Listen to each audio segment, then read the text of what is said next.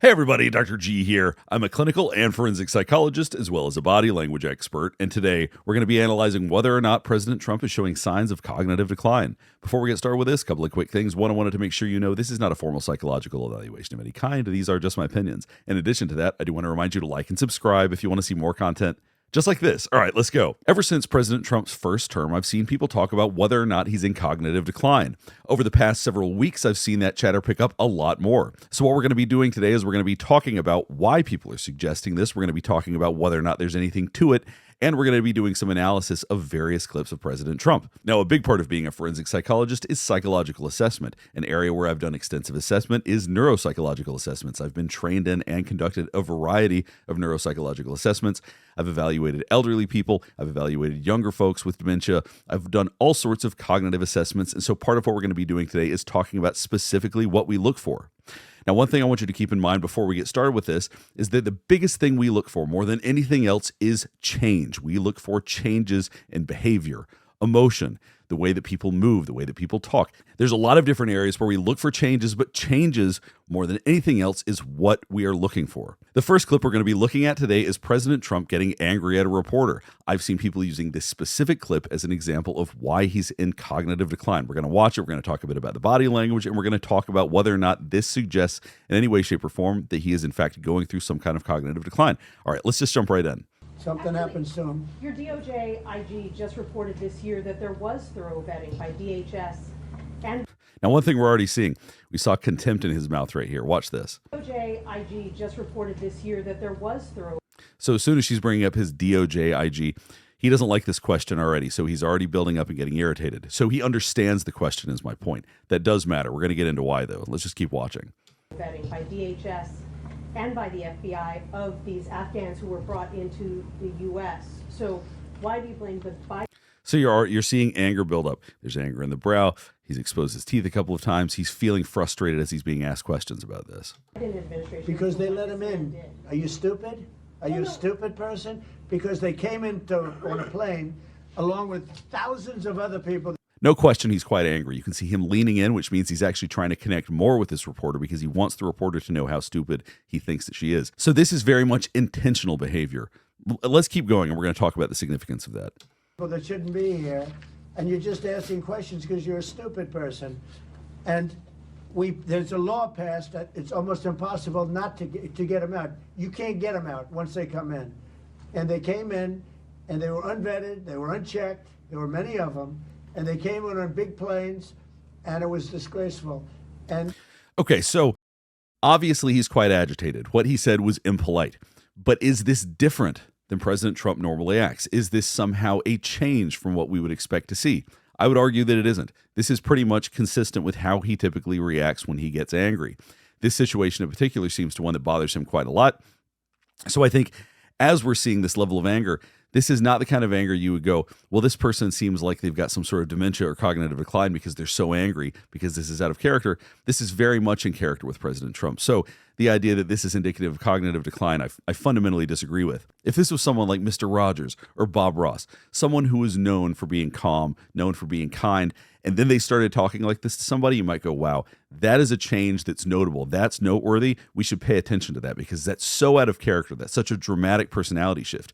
This doesn't seem any different than something that President Trump would have said before he was president. I think this is very consistent with how he talks to people when he's very angry. So is this a sign of cognitive decline? Is this him more disinhibited than normal? Probably not. We're going to watch a little bit again, and then we're going to keep going. there's a law passed that it's almost impossible not to get them out. You can't get them out once they come in. And they came in, and they were unvetted. Now, one thing I want you to keep in mind is that everything he's saying is actually consistent with what's being talked about. Now, something that can happen with dementia is they get agitated because they actually don't fully understand the situation that's going on. They get confused about what's happening. They get beliefs that don't really make any sense. They believe things that are paranoid, or they get agitated because of something that doesn't really make any sense. Everything he's saying, whether or not you agree with it, is at least coherent in the context he's talking about. So once again, nothing about this situation in particular suggests that this would indicate cognitive decline. We're going to look at another example that I've seen people use, and then we're going to go into something else. Now we're watching the notorious clip of President Trump calling a reporter piggy after being asked about the Epstein files. Sir, if there's nothing incriminating in the files, sir, why not act? Why are you acting as a... So you can see him lean in, point his finger when we're talking about the body language. Once again, so much anger.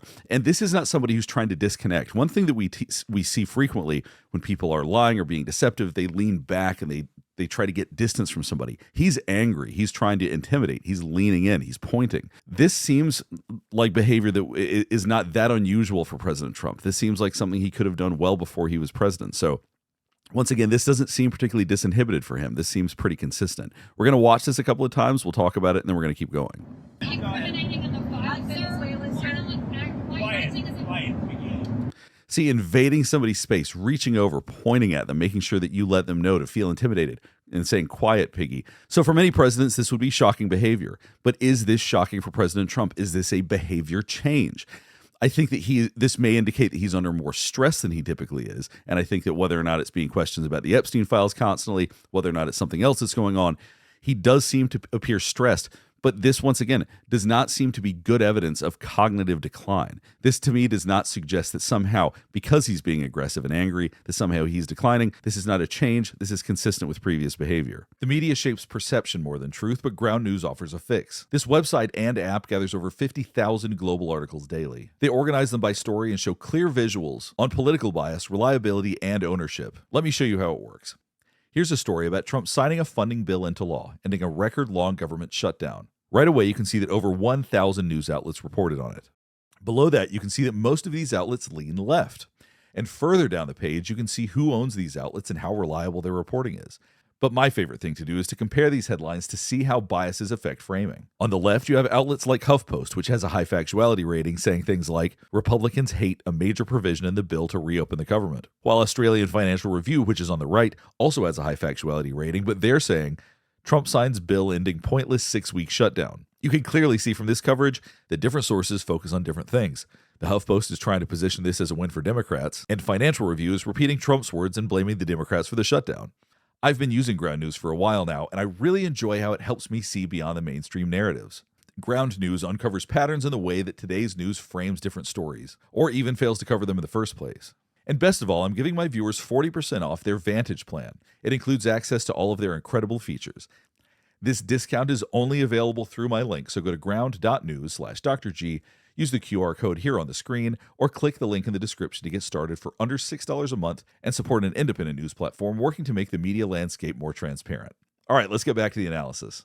Now we're going to watch another clip where someone faints in the Oval Office. A pharmacy exec passed out. This was used as an example by Dr. Vin Gupta as why Trump is, to use his words, obviously and clearly in cognitive decline. His reaction was not normal, that it wasn't appropriate, and therefore this is indicating that somehow he does not understand what's going on around him. Let's watch this and see what we see. Oh, you okay? Gordon, you okay?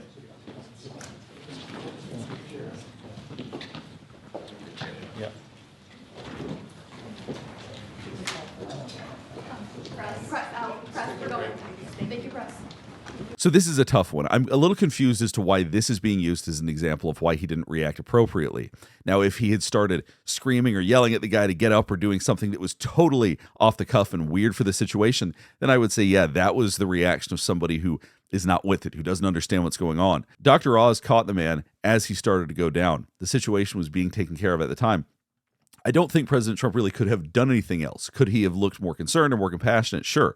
And in that sense, if people want to be critical, that's a whole different discussion. But as far as anything that suggests cognitive decline or that he should have done something different, I don't really think we're seeing that here. Once again, the goal of this is not to go through all these pieces and explain why President Trump doesn't, in fact, show cognitive decline. But these are not good examples when people are saying that he is in cognitive decline. This is consistent with how we've seen him before. But there's nothing specific about his reaction here that would suggest cognitive decline in any way.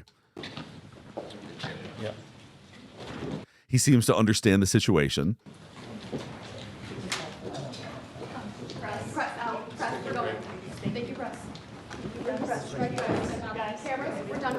And frankly, you can see that he's standing very still. And at his age, when you see something like this very well could have engaged his fight or flight system. And the first phase of fight or flight is freeze, actually, because you're starting to process what you're seeing. It's shocking. It's unexpected. So in some ways, actually, This could have been more alarming for him than people realize. There's a number of ways you could interpret his behavior, but none of them to me suggest that he is somehow declining or that this is someone who's got dementia and is just confused by what he's seeing. It doesn't come across that way. Now we're going to watch President Trump while he was giving a speech in Japan. I have seen people refer to this as him having verbal fluency issues or him having some sort of new cognitive issue. Hydraulic for your elevators or magnets. You know, the new thing is magnets. So instead of using hydraulic that you can be hit by lightning and it's fine, you take a little glass of water and you drop it on magnets. I don't know what's going to happen. So, you know, the elevators come up in the new carrier. Now, so far, this sounds pretty standard for the way that President Trump speaks. This specific clip is what people are using. But so far, the way that he's speaking, the way he just sort of talks off the cuff, this is pretty typical of how he talks. So nothing so far has me too concerned. I think I'm going to change it, by the way. They have magnets, not... Every tractor has hydraulic. Every excavator, every excavating machine of any kind has hydraulic. But somebody decided to use magnets for your elevator. Maybe they're good. Which is better, hydraulic or magnets? Okay, so I think that was the point back there that people are referring to, that he slurs his words a little bit. We'll listen to that again. We're going to talk about this. Excavating machine of any kind has hydraulic. But somebody decided to use magnets for your elevator. Maybe they're good. Which is better, hydraulic? Now, that type of slurring would be meaningful if it happened frequently. I watched other clips of this, and he didn't do it elsewhere. But if this is something that started popping up, if it's something that we started seeing more regularly, there would have to be some kind of reason for that change. Like I said, we're looking for changes. That is not entirely a change. If you watch him during his first terms, there were times where he sounded similar, but he is older now, so it sounds a little bit different. If he starts doing this regularly and frequently, it's something that's worth paying attention to, because that would be some sort of cognitive change. Now, there can be structural changes. You can have problems with your mouth, with your tongue, teeth, whatever. There's a number of reasons why people might slur a little bit, but the fact that he just did this one time and that this was not throughout this entire speech, to me, says that this is probably a little bit overblown. But it's worth watching out for. If you continue to see this, then it becomes a lot more notable. Now we're going to talk a little bit about a test that President Trump referred to a little while ago as an IQ test. Now, he may have been saying that as a tongue-in-cheek reference, but this is not an IQ test. This is, in fact, a screener for mild cognitive impairment. Not unusual at all for physicians to give it to people to see whether or not they're showing any specific signs of cognitive impairment. And if they are, then they can refer them for further testing. This is very common in neuropsychology. It's very common for physicians to provide something like this, and it measures very, very specific areas. Now, basically how this works is you give somebody this. It takes like 5 or 10 minutes to give. And if there's any area where there's an actual deficit, then you say, hey, you probably should go talk to a neurologist, and then you do deeper testing there. So I thought we would talk about this for a couple of minutes because I thought people might find it interesting. But there's very basic things on this. Draw a clock, for example. That seems like it would be very simple. You draw a circle, you draw the times, all of those kinds of things.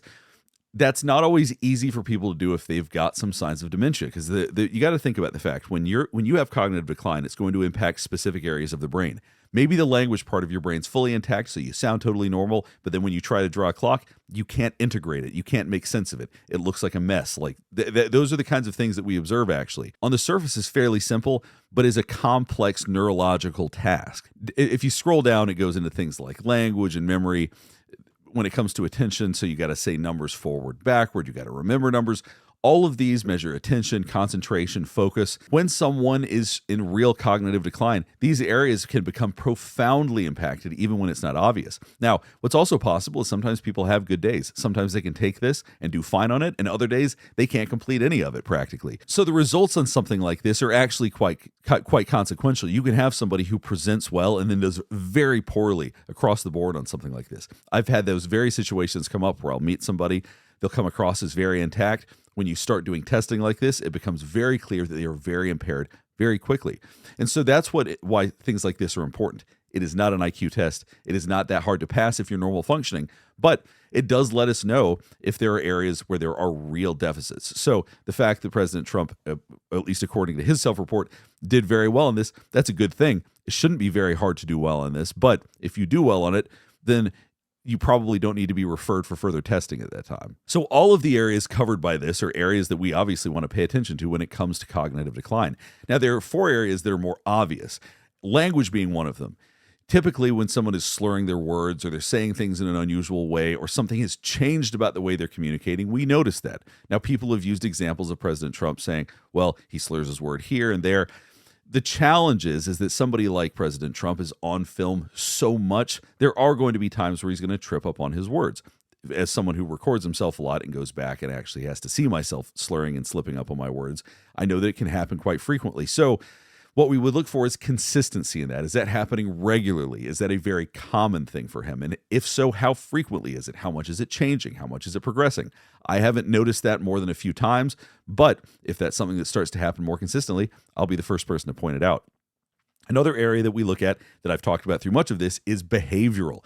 Behaviorally, is somebody changing? Are they becoming different than they used to be? Are they behaving in different ways? Is their personality changing? We also look at the emotions, which really ties into behavior, but emotionally, are they functioning differently? Are they more agitated? Are they more fearful? Are they paranoid? Are there changes here? And that's one thing that we have not, at least I have not observed from President Trump. He does not seem to be emotionally or behaviorally dramatically different than he's ever been. And those are the areas that we want to pay attention to. And there's also psychomotor, and that's the ability to coordinate, to move around. Now, this one's a lot more complicated because there is typical age-related psychomotor challenges. There are going to be challenges when you are approaching 80 years old. The question is, are those in excess of what you would expect of your average person that's turning 80 years old? Have we seen changes in his gait and his behavior that are consistent? Once again, not only do we see changes, but do we see them consistently? Everybody's got bad days here and there, but is it happening every day or most of the time? Is it happening regularly? All right, we'll go ahead and wrap things up here. Hopefully this is helping you better understand some of what we observed today. Now, based on everything I've seen so far, I do not see specific markers that suggest that President Trump is in cognitive decline. Is he aging? Yes, of course he's aging. But is he showing signs of specific cognitive decline, dementia, Alzheimer's, something like that? There's nothing to me that suggests that he is, because the behaviors that he engages in are consistent with behaviors that he's always engaged in. And I know I was pretty consistently stating that I do not think that President Trump is in cognitive decline today. And I know that's going to frustrate some people because I know some people really strongly believe that he is. But you've really got to see changes. I do not see changes. This is not political from my perspective. This would be anybody under the same set of circumstances, that until you show me very specific changes that he's engaging in and that are consistent, then it's hard for me to get on board with the idea that we're seeing specific decline. People may not like President Trump. People may not like the decisions that he makes, but that doesn't mean that he's in some sort of cognitive decline. Until we see very specific emotional, behavioral, and cognitive markers that you would expect in excess of someone his age, I don't think you can come to the conclusion that he is in fact declining cognitively right now. If you have any other thoughts about this, or if there's anything else you want to analyze, please let me know in the comments below. Last thing before we get finished up is I do want to remind you to like and subscribe if you want to see more content just like this. All right, thanks for watching.